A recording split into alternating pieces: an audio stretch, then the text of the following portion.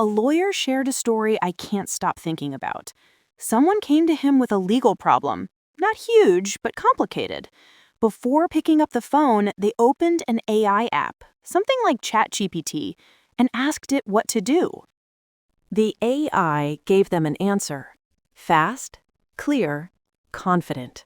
It laid out a series of steps that sounded official and simple. So they followed it. They sent the emails the AI told them to send. They filed the forms it recommended. And it all went wrong. The advice was completely off for their specific situation. They made moves they can't undo, and now they're in a worse spot than before. When they finally came to the lawyer, holding out their phone and showing him the chat history, he had to tell them the hardest truth. The AI was wrong, but there's no one to hold accountable. You can't sue a machine for getting it wrong, and the company that made it is protected by pages of fine print. You're just stuck with what happened. That story is significant, not just because of the bad advice, but because it shows something bigger we're all dealing with right now. We have these incredible tools that can answer almost anything in seconds, but there's a huge, dangerous difference between getting an answer and knowing if the answer is right. Worse yet, we may be given the right answer, but misinterpret the answer altogether and draw the wrong conclusions. Think about it. We have more access to information than any people in history, but we're potentially simultaneously losing our ability to think critically about the information. We're getting really good at collecting answers, but we're losing our ability to extrapolate useful meaning. Here's a related story. A teacher at a local community college explained that every year she gives her students a short, thoughtful article to read and asks them to write a simple summary of its main point. The article is about morality. It says that humans, across all cultures, have a shared basic sense of right and wrong. As proof, the author points out that we all tend to get angry about the same kinds of horrible things, like genocide or cruelty to children. Our shared anger proves we believe in a universal standard of good and evil. But here's the wild part. Every single time she teaches this lesson, at least one student, and recently many more, writes a summary like this. The author is saying we shouldn't get mad at the Nazis. The exact complete opposite of what the text actually says. Students, rushing to find the answer, see a few key words in the same paragraph, and their brain just snaps them together into the most shocking conclusion it can find. Even with a teacher right there reading the passage out loud, guiding them through it, asking them to slow down and think, they still miss it. They hear the words, but they arrive at a conclusion that isn't there. They're not trying to be difficult. They're not lazy. They're just so unused to following a line of reasoning that they grab onto key words and assemble a meaning from the pieces. They misread their way into a terrible idea. And this teacher said something else that stuck with me. She said it's getting worse, not better. We all kind of assume that younger generations, the ones who grew up with technology, would be smarter and more capable than us, that they'd be able to navigate information better because they've always had it at their fingertips. But she's seeing the opposite. Their dependency on AI and their lack of access to traditional computers means they're hyper-focused on using video and audio on these little phones, and it's minimizing their exposure to critical thinking.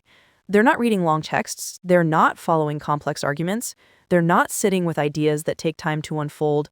They're getting quick hits of information in short videos and voice clips, and they're losing the ability to think deeply about what they're consuming. These stories feel like two sides of the same coin. The person with the legal problem outsourced their thinking. They didn't want the slowness and expense of talking to a real lawyer, so they asked a machine to do the work for them. The students don't take the time to follow the author's logic step by step, causing them to jump to a conclusion based on a few keywords that catch their attention. Both are looking for a shortcut, and both shortcuts yield terrible results. The problem is that real human understanding is almost always slow. It's messy. It takes patience and a little bit of doubt. It requires us to ask more questions, not just get one final answer and move on. But our digital world is built for speed and certainty. It rewards us for moving fast and feeling sure. It gives us answers so quickly that we forget to sit with the question. We forget what it feels like to say, I don't know, let me think about that for a minute. The discomfort of not knowing is something we're trying to eliminate completely. But that discomfort is often the very place where real learning begins. I think about this a lot in my own life. How many times have I skimmed an article instead of really reading it? How many times have I asked my phone a question and just accepted whatever answer popped up first?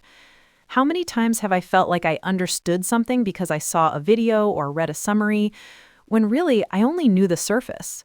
We're all doing this, not intentionally or because we're lazy or careless. It's because we're overwhelmed.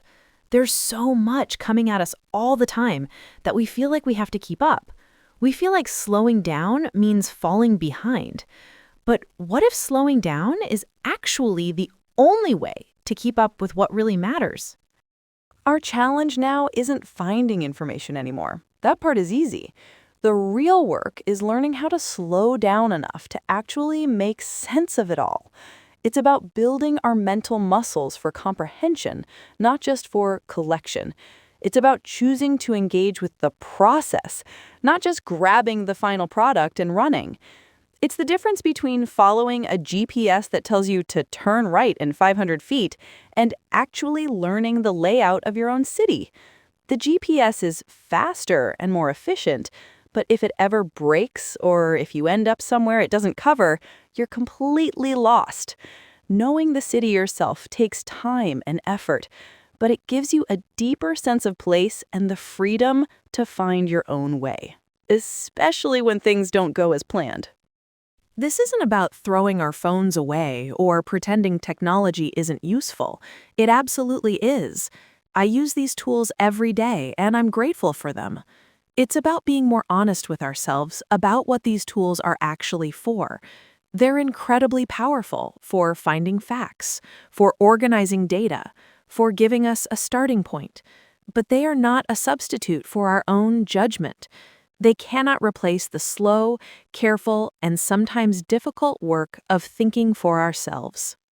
Maybe that just means that when we get a quick, easy answer, we treat it with a little bit of healthy suspicion. We pause and ask ourselves, what might this answer be leaving out? Is there another way to look at this? Who benefits from me believing this? Maybe it means choosing to read one long, thoughtful article instead of scrolling through 20 headlines. Maybe it means when a friend comes to us with a real problem, we don't just send them a link or tell them to Google it. We sit down. We talk it through with them. We think together. We are not machines built for speed and efficiency. We are humans built for meaning. And meaning doesn't come from a quick answer delivered in 2 seconds. It comes from the journey we take to understand the question. It comes from wrestling with ideas, sitting with discomfort, asking ourselves what we really think and why. That work is slow, but it's the only work that actually matters. Thanks for listening. I'm Luma. This Online Life is a podcast where we explore what it means to live and create in a world that's always online. It's for people who think about how algorithms can trap us, but they can also liberate us. How tools like AI can dull our imaginations or unlock them. And how the internet holds infinite windows into lives, cultures, and ways of being that we would never have known without it. In an age of instant answers and infinite scrolls, this Online Life invites you to slow down and think deeply. Each episode explores how digital habits, tools, and systems affect our time, energy, emotions, and attention. From burnout and productivity guilt to creative flow and quiet joy, we talk about the real stuff, the beautiful and the hard, of trying to live with more care, clarity, and kindness in a connected world. This Online Life is not a show about tech, it's a show about life, with tech woven through every part of it. Till next time, check out our new 13-song album, Halloween After Party, available on YouTube and other music streaming services. It's spooky, it's dancey, and it's fun. We hope you love it. Here's a clip of one of our favorites. There's a ghost in the corner doing